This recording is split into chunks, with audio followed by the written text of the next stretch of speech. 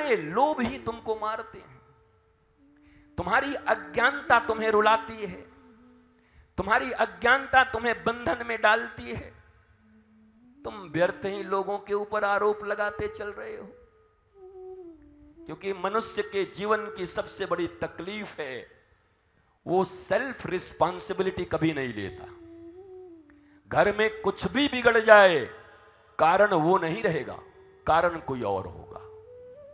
उसकी तबीयत खराब हो जाए, हम मर गए काम करते करते, न सुबह सो सकते हैं न रात को सो सकते हैं, हमको जानवर बना दिया है लोगों ने, हमें बीमार पड़ गए। हम वो अपने भी बीमार होने का कारण स्वयं को नहीं मानता। भैया इतने तो ईमानदार बन जाओ। भगवान ने कहा अवश्यमेव भोक्तव्यम, हर आदमी अपने ही कर्मों का फल भोगता है। भागवत की शुरुआत हो रही है एक गैया और बैल के चर्चा से, बाद से। एक पांव का बैल और एक गैया, दोनों में चर्चा हो रही है, धर्म और पृथ्वी के बीच चर्चा हो रही है। यही तो भागवत का प्रारंभ है। तो धर्म क्या कहते हैं नंदी?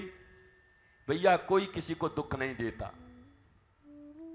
हर व्यक्ति को दुख उसके अपने कर्म देते हैं।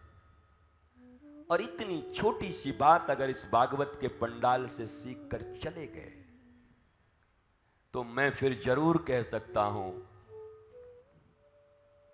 भाड़ में जाए दुनिया, हम बजाएंगे हारमोनिया। फिर हमारा हारमोनियम बढ़िया बजता रहेगा, तुम सुखी रहोगे, तुम आनंदित रहोगे। लेकिन जब तक डिपेंडेंट रहोगे, जब तक ब्लेम का गेम खेलते रहोगे, the game of blame,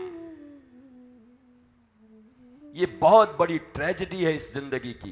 blame game, blame मत करो।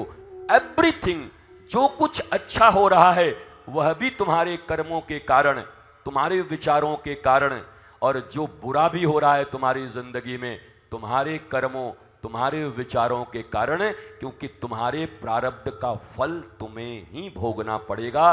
वो ठाकुर जी का स्थान है, वहाँ रोल नंबर में कोई गड़बड़ी नहीं होती कि 5 रोल नंबर वाला एब्सेंट था और 10 वाले पे फाइन लग गई, ऐसा नहीं होता। Roll number 5 absent, roll number 10 को लगा दो जुर्माना, ऐसा नहीं हो सकता। 5 को ही जुर्माना देना होगा। तुम्हारे कर्म के जुर्माना तुम्हें भोगने हो।